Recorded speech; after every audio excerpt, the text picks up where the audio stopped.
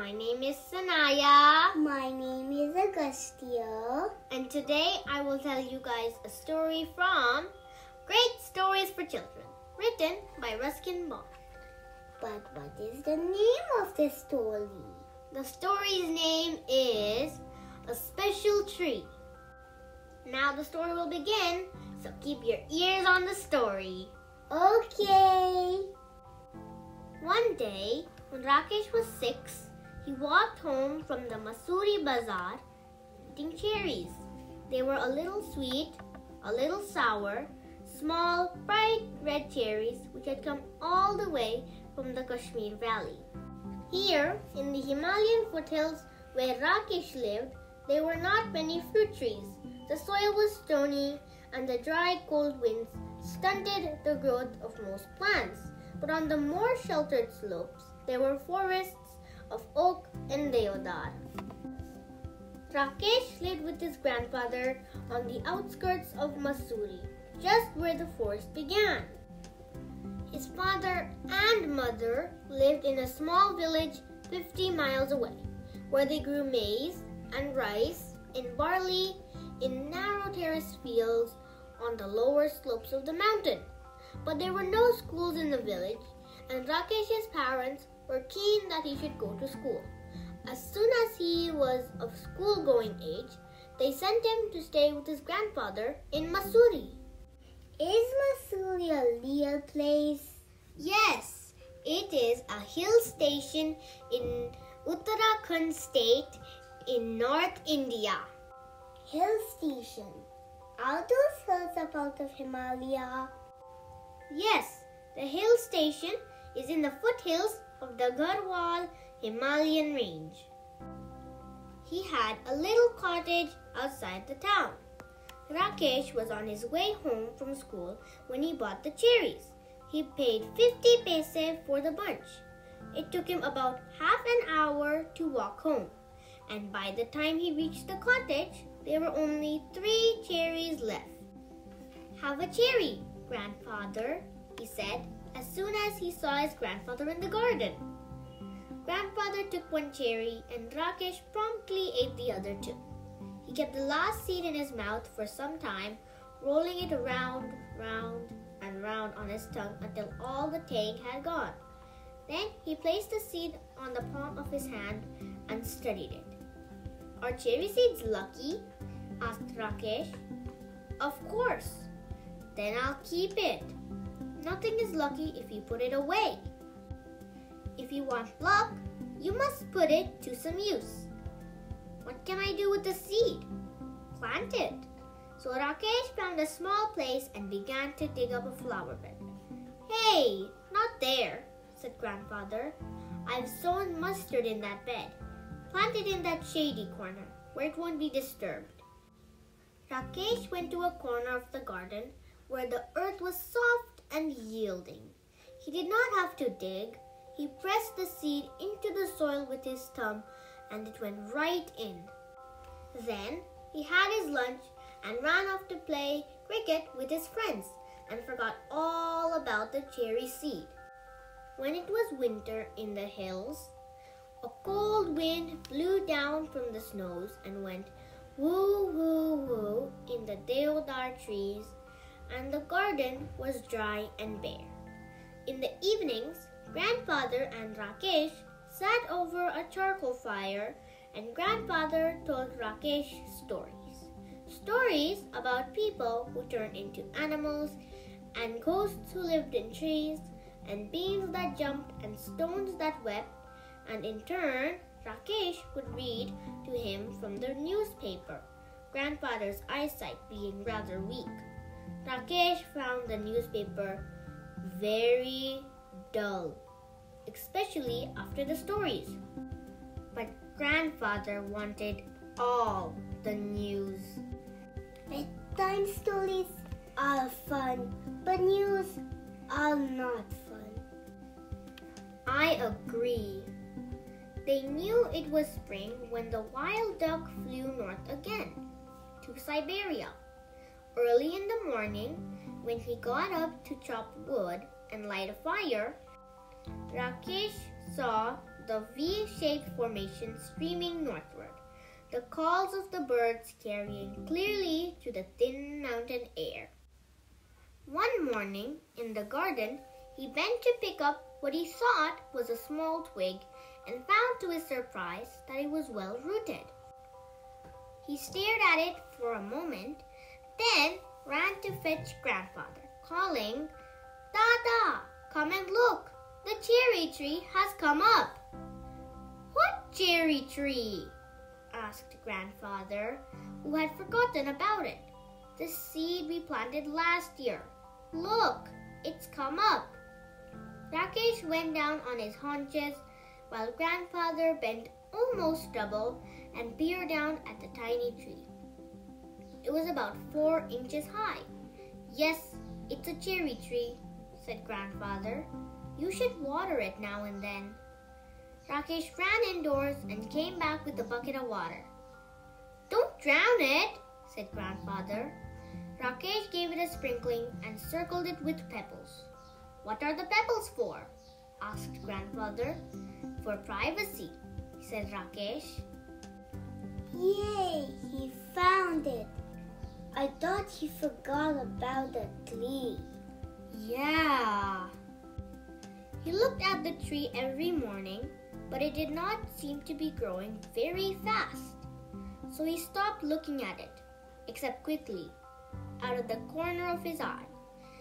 And after a week or two, when he allowed himself to look at it properly, he found that it had grown, at least an inch.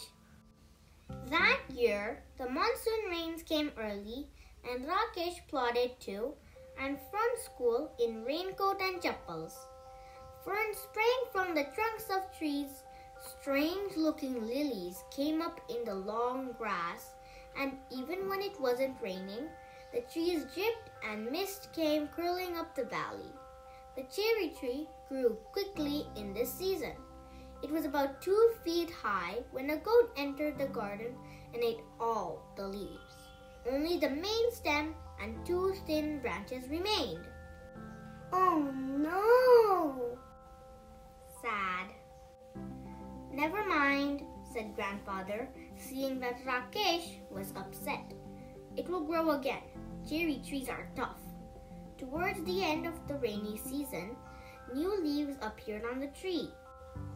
Then, a woman cutting grass scrambled down the hillside, her sight swishing through the heavy monsoon foliage. She did not try to avoid the tree. One sweep and the cherry tree was cut in 2. Oh no, poor tree. That's sad. When Grandfather saw what had happened, he went after the woman and scolded her. But the damage could not be repaired. "Maybe it will die now," said Rakesh. "Maybe," said Grandfather. But the cherry tree had no intention of dying. By the time summer came around again, it had sent out several new shoots with tender green leaves. Rakesh had grown taller too. He was 8 now, a sturdy boy with curly black hair and deep black eyes. Blackberry eyes, Grandfather called them. That monsoon, Rakesh went home to his village to help his father and mother with the planting and plowing and sowing. He was thinner but stronger when he came back to Grandfather's house at the end of the rains to find that the cherry tree had grown another foot. It was now up to his chest. Even when there was rain, Rakesh would sometimes water the tree. He wanted it to know that he was there. One day, he found a bright green praying mantis perched on a branch, peering at him with bulging eyes. Is praying mantis an insect that looks like a grasshopper? Yes. Rakesh let it remain there. It was the cherry tree's first visitor.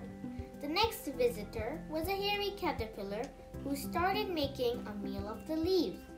Rakesh removed it quickly and dropped it on a heap of dry leaves. "Come back clap when you're a butterfly, he said. Winter came early. The cherry tree bent low with the weight of snow. Field mice sought shelter in the roof of the cottage.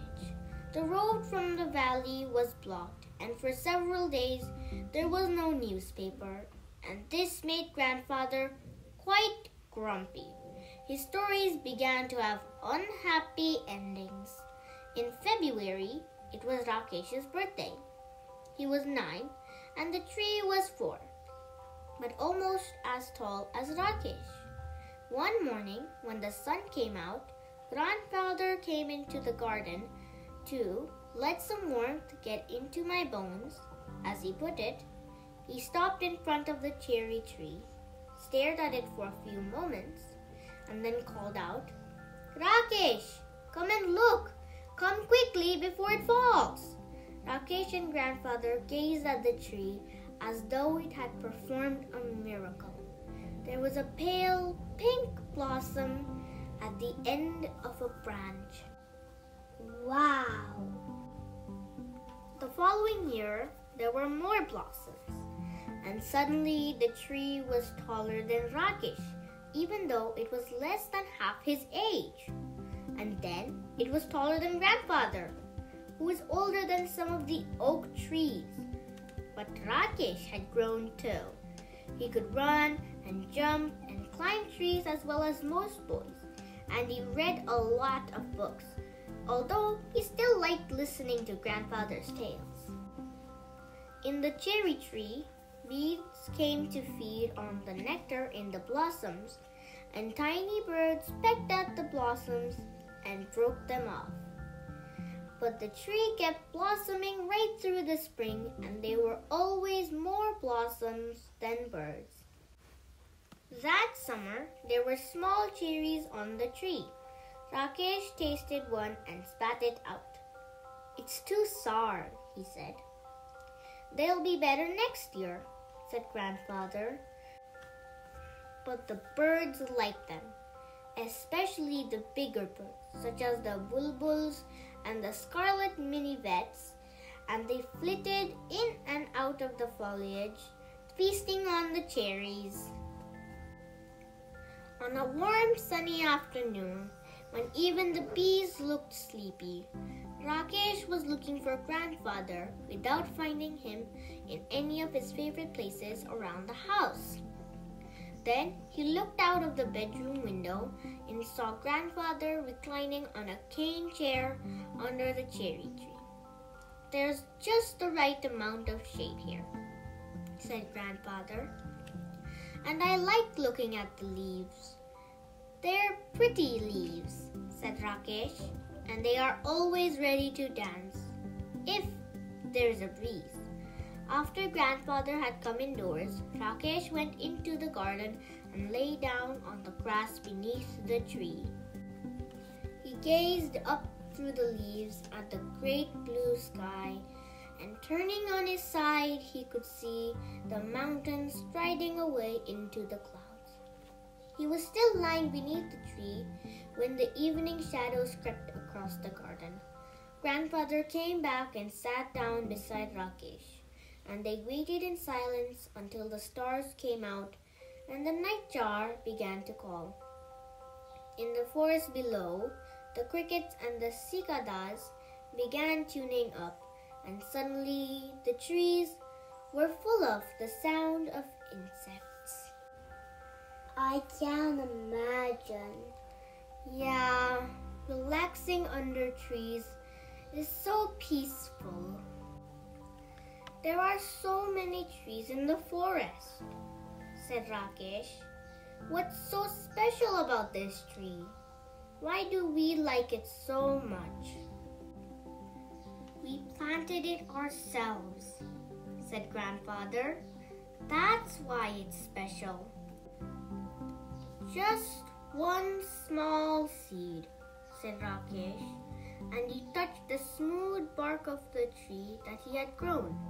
He ran his hand along the trunk of the tree and put his finger to the tip of a leaf. "I wonder," he whispered, "is this what it feels like to be God?" The end. What a sweet, emotional story, right, Agastya? Yeah. I like the way Rakesh was taking care of the tree. Yeah, everybody should take care of trees the way Rakesh did. I agree. What do you think, guys? Don't forget to tell us. And for more wonderful stories like this, we'll see you in our next video. Bye!